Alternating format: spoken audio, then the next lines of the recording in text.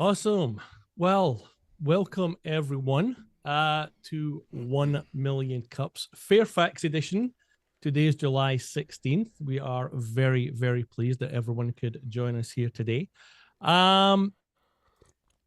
If this is your first time joining us here at 1 Million Cups, we are actually part of the Kaufman Foundation, and the Kaufman Foundation works with communities in entrepreneurship and education to increase opportunities that allow all people to learn, to take risks, and to own their successes. Oops. So we have a national and a local mission. We work towards this mission through creating a consistent educational experience for each of our 1MC presenters nationwide. We also highlight the uniqueness and value propositions in each local startup community. Now, like all organizations, we have our pillars. We have 4 of them. The first one being that this is about presentations, it's not pitches. We don't have bags of money to give to people if you want to pitch your business here. That's not the way it works, but we are interested in hearing about your business and some of the challenges that you have. We believe in authentic connections, not networking. There are thousands of networking opportunities in the DMV area. Here, we look at ourselves more as a mastermind organization. We're here to pool our resources, pool the brain power, and help other companies and businesses just like ourselves. We are run for the community, by the community. Everyone here is a volunteer, and you'll see some of those people in a few seconds. And we are radically and intentionally inclusive. So I'm sure we have some visitors in the audience. If one of my organizer comrades can help pick them out, raise your hand if you're new here, if it's your first time. When called on, please share your name, your company name, and how you heard about us. If there's any other information you want us to know about your company, put it in chat, please. Just keep to the 3 things that we've asked here, and that will keep us moving along. So Calvin S., raised hand. Go ahead. Hey everyone, morning. My name is Kavan. I'm a graduate student at Georgetown University. I'm working on a AI venture that helps people in commercial real estate streamline their operations from end to end. I'm here because Jen introduced about 1 million cup, if it is learn about how this goes. Awesome. Who else do we have? Greg Ballard.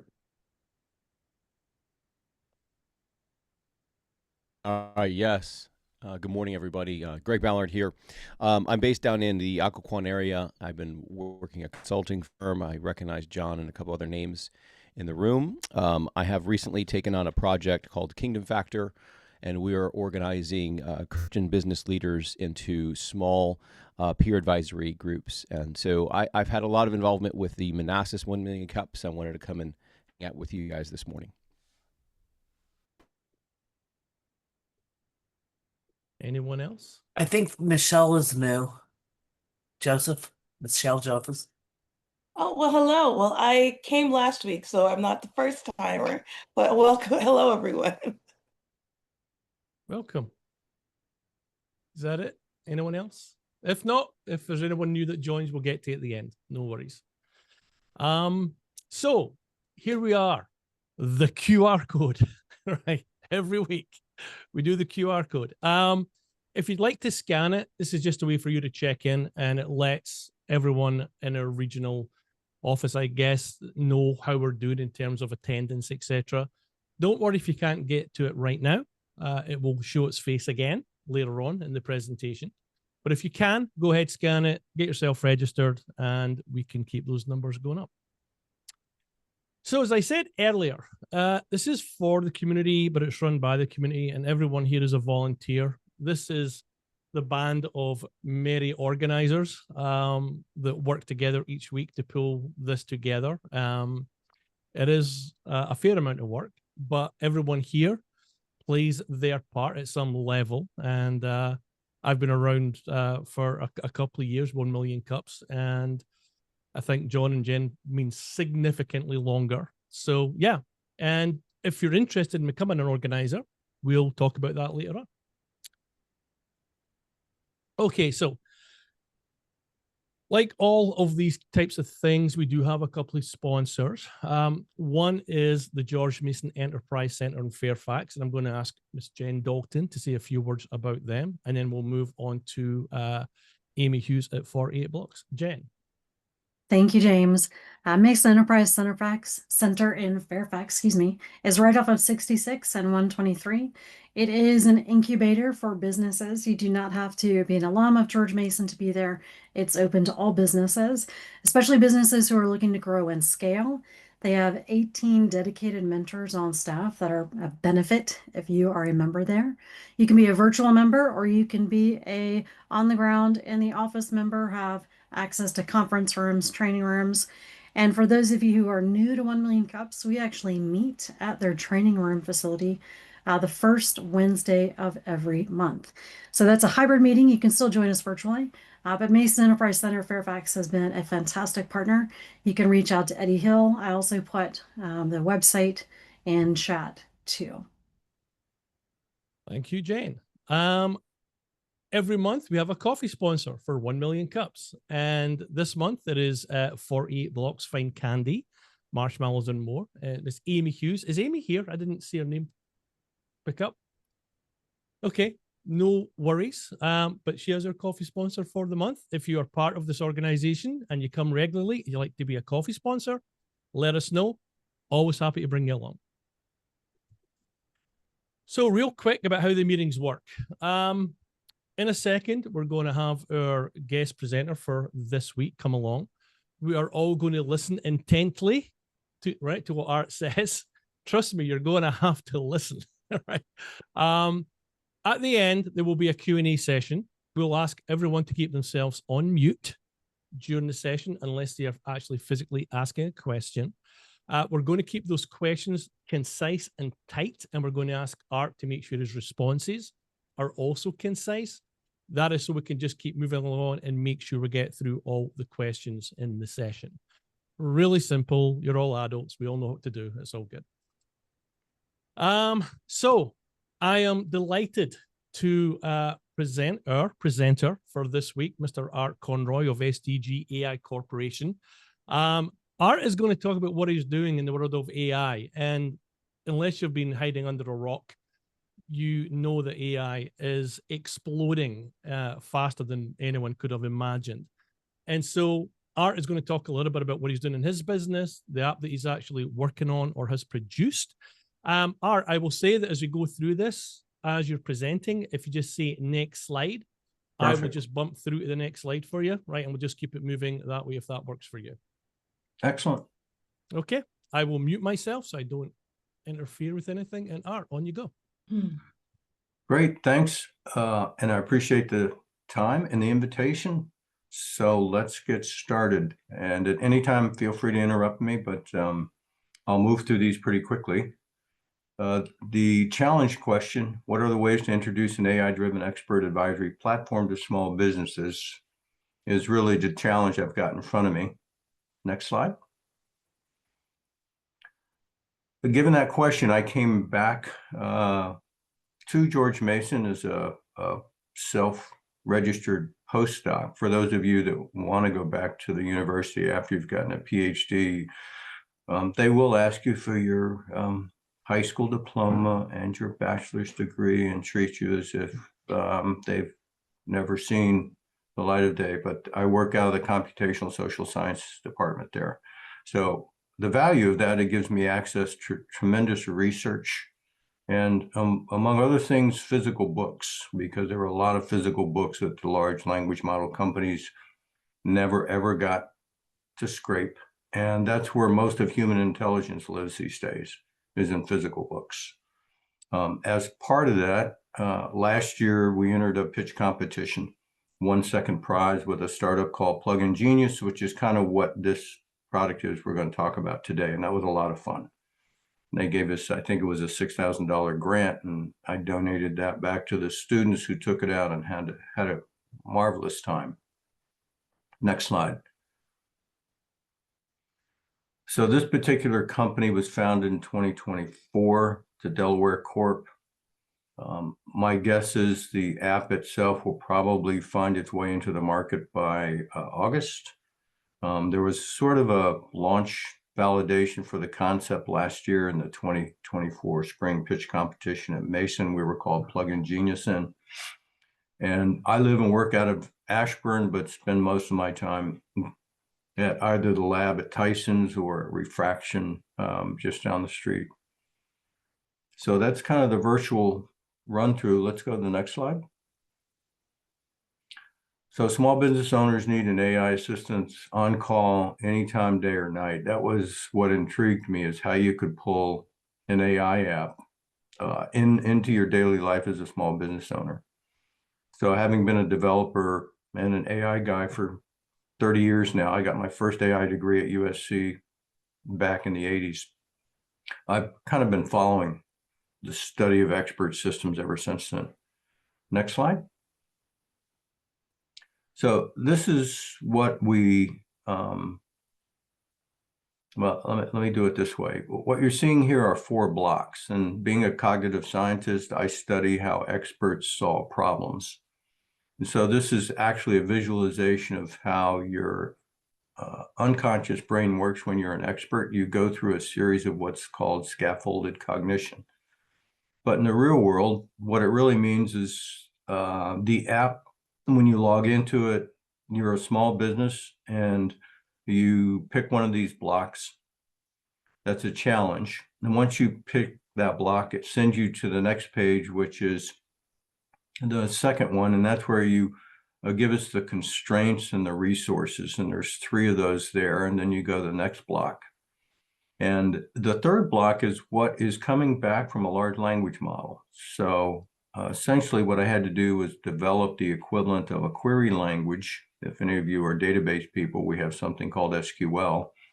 So I had to reimagine and reinvent a language that would allow me to inject a very specific type of prompt into a large language model and get back the exact answer to the exact question that I was asking.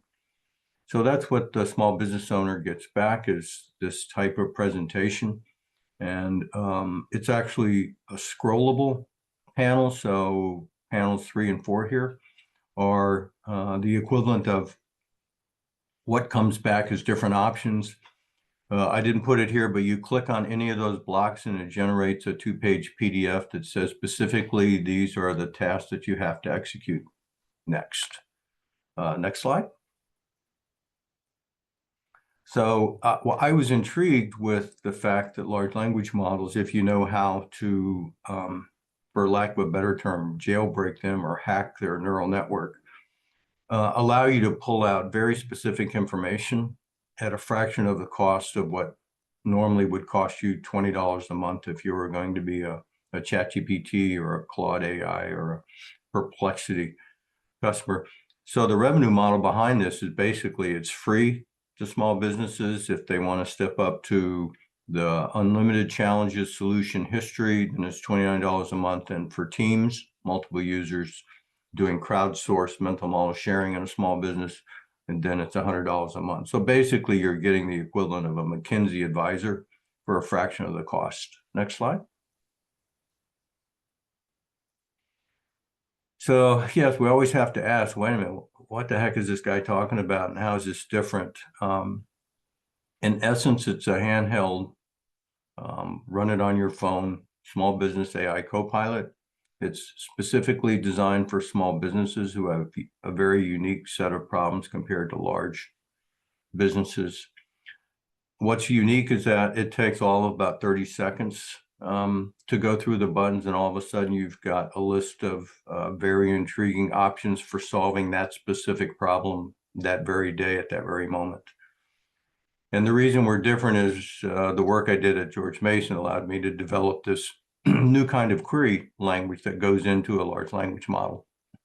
And the big guys don't like me because while they want to charge you $20 a month, I charge you about 2 cents a month. So their revenue model kind of implodes on the back end, but there's nothing they can do about it because an API is open source to anybody that's willing to pay for it. Next slide. The target audience is just anybody and everybody, frankly. You don't have to be a small business to use it. You can be working at a big company, but it's especially useful to small businesses. I think the ideal partnership would be through chambers, community colleges, workforce development, anything that, and it's actually a learning app as you get used to using it. It has you think differently about the problems that you're presented with every day. So next slide. Our competitors, needless to say, the large language models, because you'll probably just want to, and I watch people do this, they'll sit there and just go back and forth for 5 or 10 minutes chatting with the large language model and never really get to the answer they're looking for. But that eats up lots of tokens, and that's what causes you to constantly be alerted that you really should upgrade to the $100 a month version. The second competitor are these days consultants who are using ChatGPT in a way that you're not aware and posing as very intelligent business consultants. And then the third competition is just the small business owner themselves that are overwhelmed with just running their business. The idea that, oh, they're going to take a few minutes to learn AI or a few hours or even a semester is just overwhelming. And the normal approach that big tech takes is to use new language, terminology, and concepts that make this kind of app and this kind of technology just seem to be smoke and mirrors. Please don't pay attention to that man behind the green curtain kind of Oz thing. So they're trusting that they're going to keep you in their best, in the best light. Next slide. So when I started developing the app, I realized that the app could actually be hosted or sponsored really by anyone. I think it's a community app at the end of the day, even though small business owners can specifically use it for their business. On the back end, it maintains a database. Most solutions are local many times, but what the app tries to do is take all that hidden intelligence that's sitting in a large language model, bring it down to the local level, and then use something called cognitive scaffolding and resources from the local group to solve that problem in the what we call in anthropology, that social niche. Next slide. And the challenge question, what are ways to introduce small business owners to the AI pilot? For me, this is one of them, just to get the idea out there and have people realize that you can talk to a large language model in a completely different way than big tech wants you to believe is the only way. And these kind of technologies are extremely accessible as something just running on your iPhone. And I think last slide. Yes, sir. Yep. There we go. Let's go back. Uh, Cool. Well, Art, that was awesome. Thank you very, very much. We're now going to open up our Q&A session, so please raise your electronic hands. And I see two up immediately. We'll start with Melinda, then Maria. Melinda, you're up. I just have a quick question because I've been using ChatGPT a lot and I've had Copilot on my computer for a long time. Do they work the same way? And part of that question is that I identify myself as who I am because I go in there every day. I'm asking questions, building things, researching, doing what I need to do. And I'm trying to understand this so that I can make recommendations on the other part of how do you take somebody who's been using ChatGPT like me and switch me to Copilot. It came with Microsoft. And what are the actual differences of how it can help me as a small business, but also in the other things that I do in my life? Excellent question. The big leap that we as a community and just as a society are going to have to make are really spoken to by Jan LeCun. He's the scientist for Meta, which is Facebook. Mm-hmm. And there's this concept of artificial general intelligence. That is, current ChatGPT that you speak to, Melinda, are the equivalent of a database. Mm-hmm. That's really all they are. And we use language to query the database, but they get trained on their own oatmeal, for lack of a better term. They've done scraping the world without permission. So now they're finding themselves in a real bind. And so they're desperate for human beings like us to talk to them so that they can learn new things about what we know and try to figure out how to sell that back to us. The big disconnect is that those use a neural network called a transformer. And to become an expert, you have to move beyond transformers and go to something that's a cognitive model called scaffolded cognition.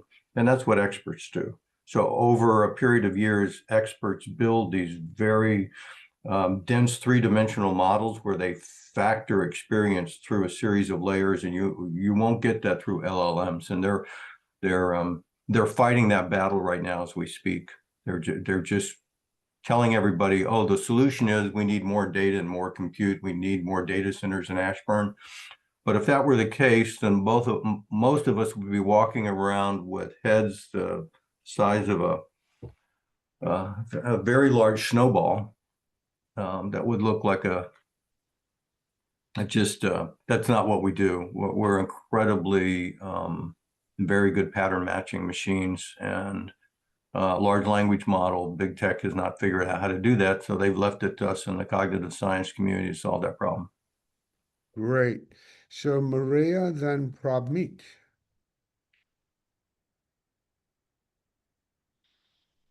Great presentation, Art. I did some research on you as we were preparing for your presentation. And I feel that as much as we think we understand AI, we don't. You just proved it in the past 20 minutes. So I think that one of the biggest hurdles is the lack of educational understanding and knowledge of the consumer. And part of the research I did was to look you up. And unfortunately, I was not able to find much information of what you do, who you are, and what can I get from your service. So it would be something that it will be interesting to see you develop, just so we can understand your level. Maria, excellent question. I know this is recorded, but I'm going to take a little bit of the kimono off here for a minute. So my team was in Tower 2 on 9/11. We were working with Morgan Stanley, and that was the second time in my career I'd gone through a how in the hell did this happen kind of moment. So because of my background, I'd been working for the agency as a drug money guy, trying to figure out how back then we were on the war on drugs, and then we shifted to the war on terror. And I came back and I realized that it wasn't a technology problem, it was a human learning cognition problem. So I spent the next 20 years hidden from sight inside the intelligence community, solving problems. So I've worked on all 18 of those agencies, ended up my career 2 years ago back here, and decided it was time to come out from behind the shadows and begin to socialize how we actually solve problems as human beings, not as machines. So I purposely have kept my public persona hidden as much as possible, but you're welcome to Google Art Conroy 2014 Draw Aloud, and you'll run across a 10-minute TEDx talk down at Virginia Tech, and it'll give you sort of a quick 10-minute insight into the kind of research I was doing at the time. But thanks for the question. And yes, I'm coming out of the shadows, as they say. There are people in this room who can help you look good when you come out of the shadows. It might be difficult, but there are people who could make you look good. Bobby, and then Jen. Thank you for sharing, Art. And Maria, you did bring up a good point about how do people know who you are before they can engage you? So that'll be the first problem that you'll have to solve. Come up with, John said, keep your shadows in place that you need to, but highlight what you really want to showcase here. So my question was, and maybe it was just on my part, I didn't quite catch if your business is Copilot highlighting how Copilot is being used is as in Microsoft Copilot. But what I understood is that you created your own version and of AI, if I could loosely use that term, and calling it AI Copilot. And that's what I understood it as. So I would like to understand the difference between, like, is my understanding right on like, hey, this Microsoft Copilot is different and your Copilot is different because you trained it on the books and materials. That's what I got out of what you Sure. just said. So could you elaborate, please? Absolutely. Good question, by the way. This goes to the architecture. So large language models are basically databases. Mm-hmm. And we all talk to a database Yep. through some kind of language.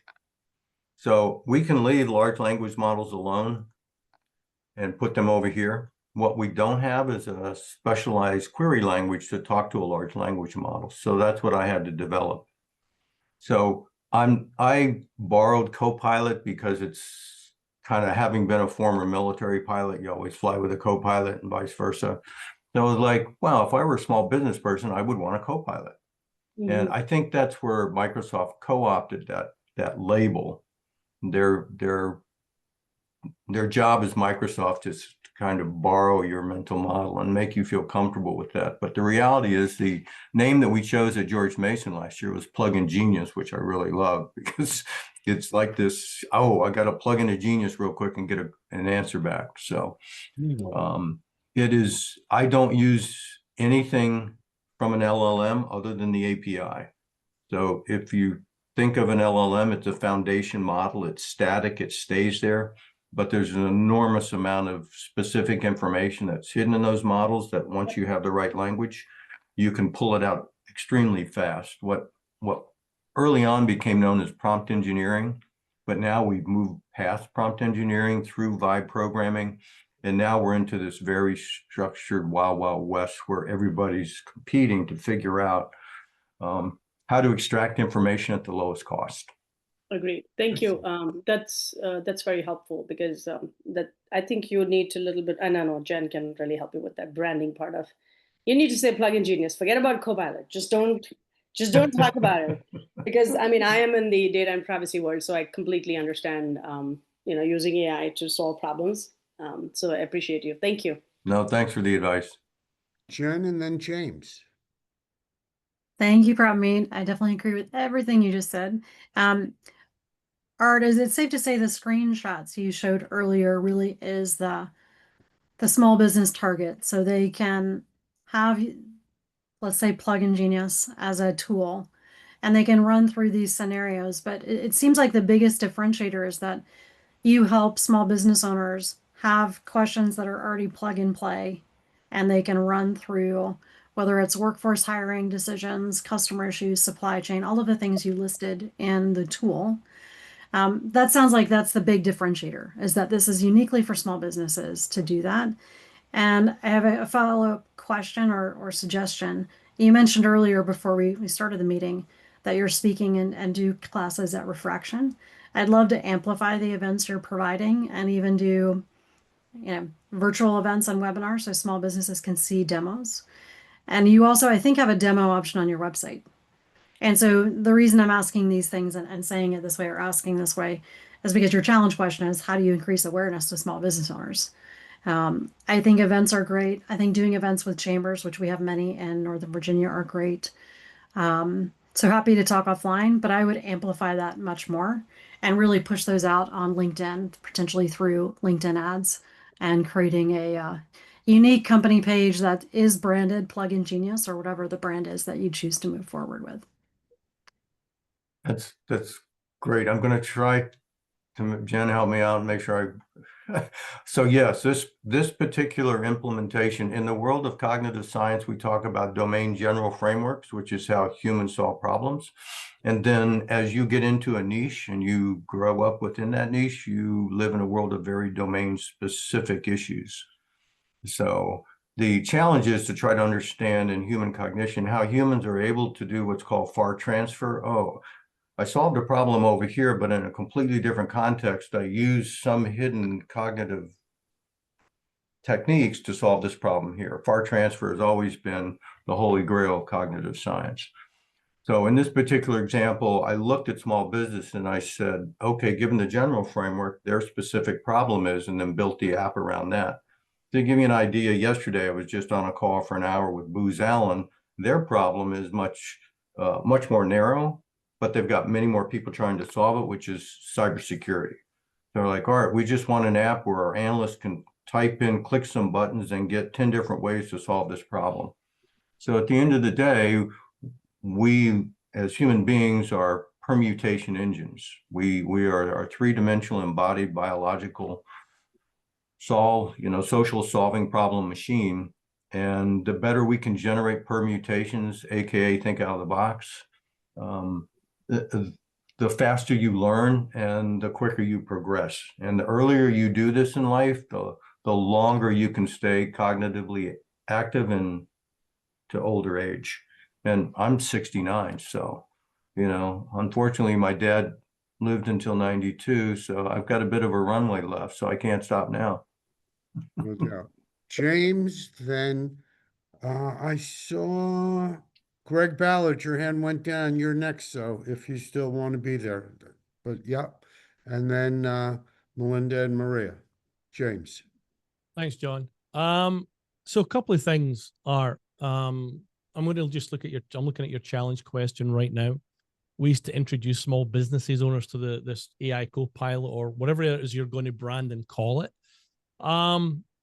Would it be fair to say that the first part of this is getting this into the market as like a seed and starting to get some user experiences from it to then use that for ongoing marketing? Or is this something you look, hey, we're just ready to launch and it's just going to go, but what I need is a channel in order to get it there? So that's question part number one. The second thing is, I think the education piece is probably going to be the hardest piece. I think even in the short time that AI has exploded in the last 6 or 8 months, we've all become like predisposed to the way that we're doing it right now. And most small businesses, they wouldn't understand the term prompt engineering if it hit them in the face. They're just, hey, I've got an email. Can you make it sound better? Right, for the most part. And so I think that hurdle of looking at the market, because he says it could be anybody. I don't believe that is the case. I think there's a segment in the market for this outside of what I would call like the really small business that is absolutely going to look at that and go, if this helps us make better decisions, this is something like this is worth investigating. The hurdle is going to be getting the buy-in that how you're doing this is significantly better than anything they're going to get from the commercial world right now, whether it's Chat GPT, Gemini, Claude, whatever the hell it's going to be. And so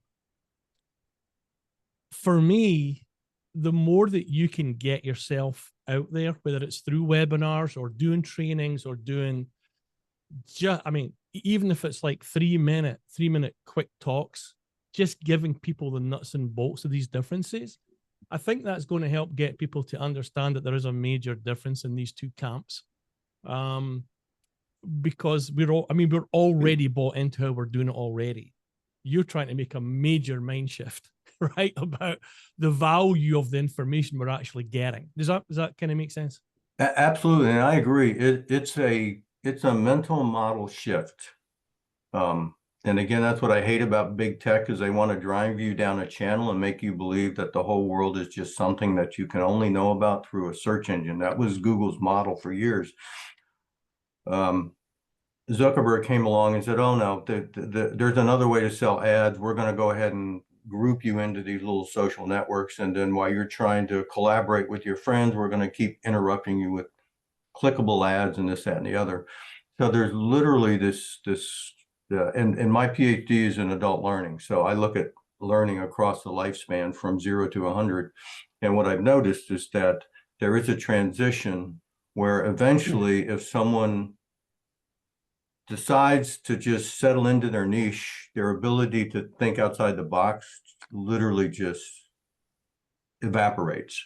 And so an app like this app and other apps like it that are in development are designed to help you begin to broaden and begin to expand those neural networks that sit in the unconscious mind to make you regenerate new stuff. So I absolutely agree with you. For me, this was a slow walk. This was not to make money. Believe it or not, when I looked at the economics, I said this will be fine. To give you an example, the cost of an answer in this app is 0.0005 cents. That's not a business model that the large language models want to expose. Normally, that would cost you a penny. But using this specialized language, the answer that you want is very specific, and it's a fraction of a fraction of a fraction of a cent. And that's the power of neural networks. That's what our brains do. You can imagine. That's I think with Jen, I mean, looking at local chambers of commerce could be a good way. I mean, they're by the way, this could be our revenue share model, whatever it can be. Absolutely. Because they're always looking for ways to generate non-dues revenue. But they've got a captive market, and they will absolutely, for the right deal, I guess, like push people towards your app and at least get them using it. I think right now that's the big thing, is getting people to use it and then have them create testimonials around the information they're getting, etc. So yeah, very cool stuff. Really impressed. I love it. Love it. James, I do want to, I'll follow up on that with one insight. And this essentially, I'm in the middle of making a decision. Is this a nonprofit or is it a for-profit? And I think eventually what I'm going to do is just start working through the chambers and say, hey, this is a nonprofit. Here's an application. Here's some technology. We'll help train the trainers to implement it in your local marketplace. I think ultimately, because we live and work in AKA the swamp is the best place to get connections throughout the world, if not the United States. So the U.S. Chamber of Commerce and all the local chambers would be the ideal. And again, my roots for this kind of work were at George Mason, really in the computational social science department there. So I think that's you've just answered the other question for me, is that this will morph into a nonprofit that's then a revenue share that has nothing to do with me and everything to do with building local community through chambers. Cool. So thanks, Art. Appreciate it. I'm going to jump in because before long our time will get near the end. And I do have Melinda, Maria, and then I. And Art, if you will, just keep your answers a little shorter so that we can finish out the meeting by 10. Melinda. So I want to respond to your challenge question and give you a couple of creative ideas. So things I wrote down, the first one was business schools, MBAs, colleges, good place to get the education in there and get people starting to use your product. The other part that I wrote down that was really important, which I thought would help you, is it's a big idea, and it's basically business education. I was thinking you could do this through streaming with a lot of the newscasts that are focused on business. They have lots of discussions. You could be the speaker. And along with that, I think you should write a book. And if you don't want to write the book yourself, you should get people to write different chapters and then enhance it with your content. And that's going to get you in front of a really vast audience quickly, especially to get you on these, being interviewed by these streaming business, because I know a lot of people look at them and listen to them, and it's a really good place for you for education. So those are my thoughts. Great. I wrote them all down. Okay. You'll see me next week, and I'm going to hold you guys as my co-conspirator. Melinda Sitney. Hey, I'm going to let Greg jump in front of you, Maria. Greg Ballard. Sorry, I missed you before, sir. No, I had my hand down. That's okay. Art, I just want to take a moment and say congratulations. I mean, you and your team have done a lot of work on this, and I appreciate the adult learning development process. I'm a student of adult development, early child development, the whole thing. I've also been trained by former BCG, McKinsey, the big three consultants. So I understand problem solving for businesses as well. So I want to offer a contrarian perspective on this to you, Art, and you could just take it and you can run with it. So when I think of the question, I think of the question behind the question. And I think another question maybe ask is, how do we build trust in this tool so that small businesses use it all the time? And because if you focus on developing trust and confidence, we're going to share it. You're not going to need to market it. Okay, this is the kind of solution that if it genuinely works, you're not going to have to spend any marketing dollars. You're going to have to spend dollars on increasing your capacity to serve the demand. But it doesn't happen until you solve the trust problem, the confidence problem. You know, Seth Godin's, it's the key versus the lock. A lot of people want to go in the basement, design this wonderful key, and then come out that there's no locks that it fits. So what I would offer for you as an actionable item is to get into rooms like this, these small rooms, and say, guys, who wants to workshop a problem in your business? Open up the app, run it, and then see how it works for them. Get some feedback from people that it would use the tool and see where the friction is. There's probably going to be some friction that may not have been considered.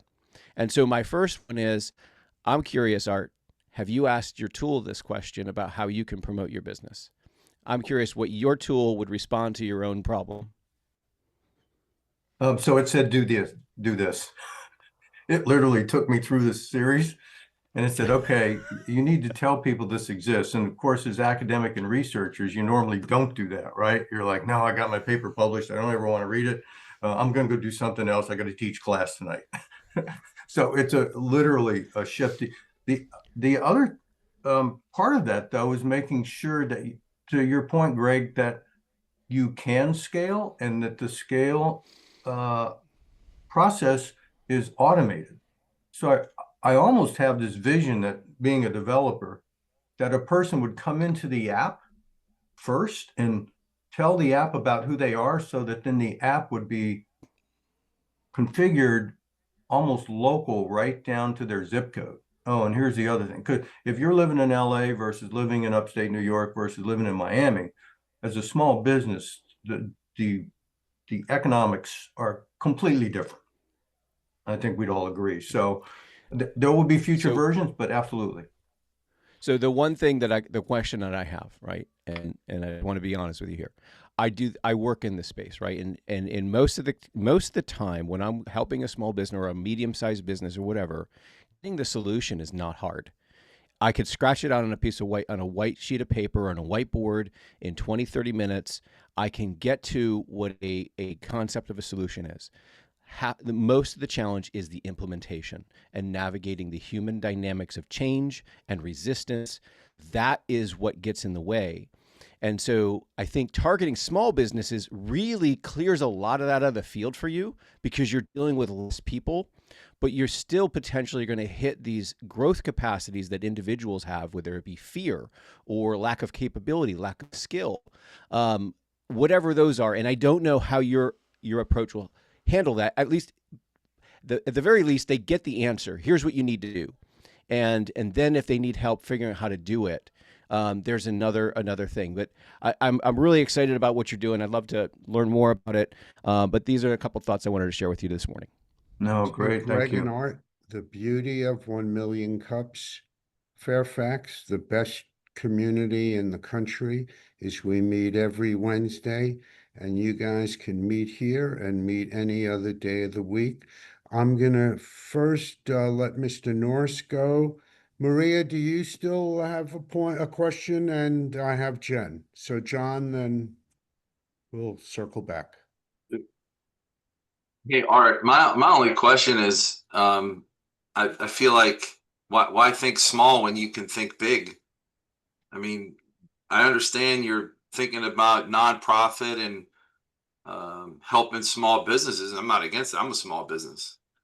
But if your technology is this good, why wouldn't you take on something bigger and just swing for the fences and have the greatest challenge of your life? And who knows what you could come out on the other side? I mean, be bold, be brave. I mean, what's the worst thing that happens? You learn. Right? That's the worst thing that's going to happen. But I wouldn't reduce your thinking. I wouldn't reduce your thinking to just, what can I do small or local? I mean, if this is, I don't know AI, so some of the people here are smarter than me. I'm dumb. But I can tell you that if what you have is what you're saying, man, I would swing for the fences.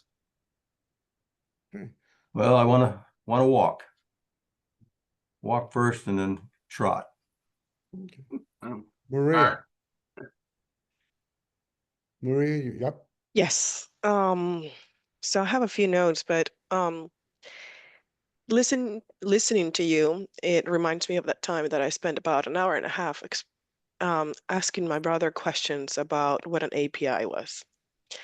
And no, I quite not understand. I could not graphically, I'm an interior architect, so everything that comes out of my head has to be buildable. So, and so even I say creativity is my strength, but my doom. I think that for the most people don't have that level of creativity, don't have that level of understanding, and that might be a little roadblock for you to talk to any and all and starting or entrepreneurs. They don't understand, and even with the educational part, even starting to get your lingo or reducing it. And I think that, learning, just raise them up to that level so they can understand. But at the same time, we just have to go meet them where they are up to several. I agree with you 100%. I have one daughter that's very literal and the other one's very spatial. So I get spatial cognition and visualization and patterns. And to give you an idea, the title of my dissertation was Diagramming Prior Knowledge in the Classroom, a Case Study. And I would just go into classrooms and say, hey, I want you to solve a problem, 3 questions. The issue is you can only use crayons, blank sheets of paper, and triangle, squares, and circles. And what that protocol does is it has people realize that the mental model that they're drawing using simple geometry is different for every question and different for every person. So after collecting 4,000 of those kind of diagrams over 3 years of research, I realized that, wow, we're in a strange new world, and hopefully AI will help us coalesce these mental models together. Gosh. Jen and then John. So just a thought, Art, and I'm going to build on what you just said, the 4,000 sort of examples that you built into research. How many demos have you had on your platform, and how many do you want to have? And the reason I ask is, 1MillionCups is a national organization. Many of the challenges you're putting in, supply chain, competition, customer issues, growth, are all challenge questions our businesses bring every week. So happy for us to run these with people who come and present and see what happens. My question is, if you haven't gotten a lot of use cases yet, how do you get feedback on the outcome of a use case? Some of the things I've done is like compare outputs from ChatGPT to Perplexity to understand the differences. It'd be great to see, here's what your tool created compared to what ChatGPT or Perplexity has created. But I'd love to get a sense of use cases, because I think that ability to get feedback and validation, because Greg is spot on, it's all about trust and accuracy, and is this a good recommendation? That would be helpful to know where you are in that process. Well, you just gave me the best aha moment of the whole day. So call up Kaufman, tell them that I'll fly out, and I will teach them how to develop and deploy this, and it will become a 1MillionCups app. It's no longer an art app. So I'd be happy to make that happen. Well, we really like you, Art, so I don't want it to just become 1MillionCups. No. But I'm glad to. But I'm going to jump in because maybe Norse, who has his hands up. So, Art, we had a great conversation the other day, and I had the benefit of learning so much. And I love the comments that have been made. So what you need is somebody who is your front person. What I need is somebody to say, Art, I got it. We'll take it from here. Yeah, no. And that would be a 1MillionCups. Well, organization. but I would suggest to you that there are people in the room who could sell it better than you. Absolutely. Yeah. I'm a scientist. You're a scientist, man. Right, exactly. And what I'm hearing from the group is when you talk about mental models, a mental model to me is completely different than what you think of. I'm stuck somewhere in the mush and quagmire is where my mental model is. Mr. Norse, your hand is up again. You're on mute, sir. Oh, you're good? Okay. Yeah. In a most serious way, marketing and sales is an important component of what you're doing. And I'm watching our time. If there are no other questions, Melinda, you may ask a quick question. I want to share an experience because I started to let ChatGPT know who I am, and I sort of played a mental game with the ChatGPT to let ChatGPT know who I am. So when I go back each time, I share information about me, how I do things, and whatever. My answers are right on because it pulls from all my other chats and understanding me. So I just had a huge aha moment that just intuitively by because I was really frustrated. I couldn't move forward with something I was doing. And I found a lot of things that ChatGPT does not do well. And I could share those with you offline because there may be ways to make ChatGPT do it.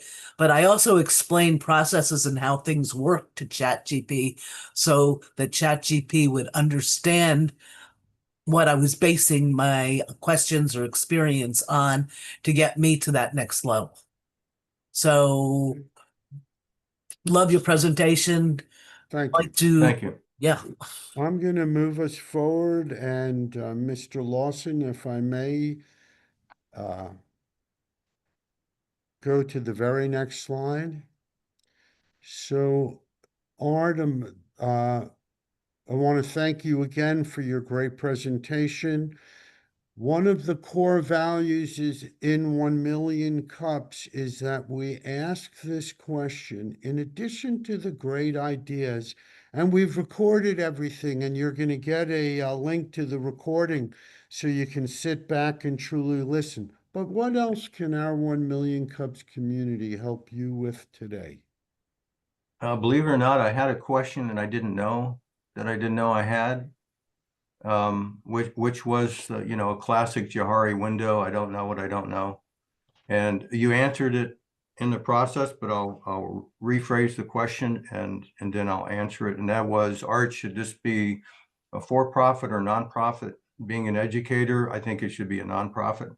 There's plenty of places for people to make revenue in a nonprofit world through the back end of this platform. So that was my question, and I didn't even know I had it because I went into this as a typical entrepreneur. Oh yeah, I want to launch, want to make money, want to do this, want to do that. And the reality is my heart's in education. So I see this as a nonprofit and ideally something that could be launched through Kaufman. Okay. And with that, James, I'm going to turn it back to you. Thank you, sir. So we do have a presenter for next week, Madeline James from Retail Redefined. So mark your calendars. Of course, you will be getting emails letting you know about time and everything else. But yeah, excited for that. We have some upcoming events around the Fairfax area. We will copy and paste these into chat so that you have all the links. I'm not going to go through them one at a time. But I understand that we are in, the DMV, and it is events as many as you can do in a day. So presenter schedule. As I said, next week, July 23rd, we do have a presenter. So the virtual meeting, the town hall, No Light Trust, will push that maybe about for a couple of weeks. For those of you that aren't aware of what that is, John, Jen, and Melinda did 3 presentations on branding, sales, and marketing, and we're going to do another presentation, pulling it all together Aren't we, guys? All nod all at once. Yes, we are. Yes, yes, yes. And so we're going to pull all together in one final presentation. July 30th, we've got the amazing Michael Butera is going to be presenting for us then. So really excited for that. If you have a business and you have a challenge and you would like to present at 1 Million Cups, let us know. We clearly have some open spaces. As you can see, we're all pretty friendly. We're all nice people. We've all asked some tough questions, but that's the gig, right? That's why we do this. And so, yes, if you have a business and you've got some challenges you'd like to present, please let us know. We'd love to have you along. And if anybody wants to present, sorry, but if anybody wants to present, who do they contact? Any one of us, Okay, either Jen or John or me, just to get the ball rolling. Yeah. Thank you. Sorry to interrupt. No, totally fine. It's a great question because I should have said that and I didn't, and I'm an idiot, so it's all good. Right, so what's the last? Help us spread the good news. All right, so the QR code at the bottom, guys, if you'd like to spread it out, let people know about 1 Million Cups Fairfax edition. Let people know when we are, what we're doing. That would be amazing. We are, as I said, I think we're a pretty cool group. And that's it. So I'd like once again to thank Art for his presentation. It was enlightening to say the least. Enjoyed. Yeah, like it was mine. pretty cool. For those of us that have been in the AI world for a little bit of time, now realizing that we're kind of been wasting our time. Thanks, Art. I really appreciate it.